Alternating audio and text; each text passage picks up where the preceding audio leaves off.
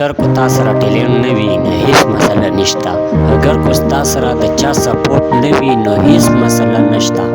لیکن اگر کو تا سره ډیسپلین نه وي نو د غونډه نه غټه مسله ستا د ډیسپلین ده. کامیابي چاته هم اچانک نه میلاویږي. هر هغه کامیاب هره ورځ لږې لږې فیصلې یو ځای کوي او د هغې نه هغه کامیاب جوړیږي. آرام کوي او په هغه ټایم کې د خپل کار کوي. دې ته وایي ډیسپلین.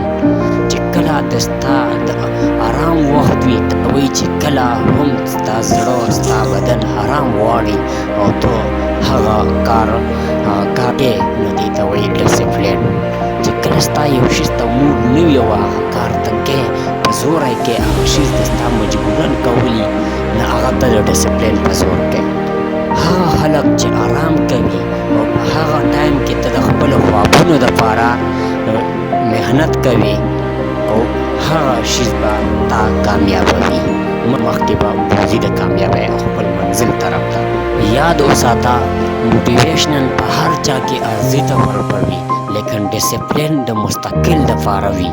موټیویشنل کې ته کار شروع کولی شي لیکن ډیسپلین تا کامیابۍ ته رسوي.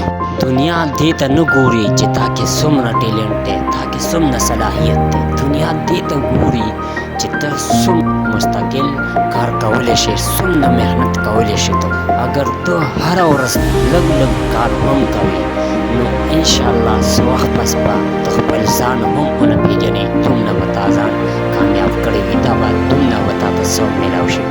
د نن نه فیصله وکړه، هېڅ بهانه نه، هېڅ سستي نه، صرف ډیسپلین او مستقبل دپاره ځان له فیصله وکړه چې زندګي بدله کړه. امید داره به کوم ایم ډي پاک هیکر دا ویډیو به تاسو بھرپور لایک شیر کوئ.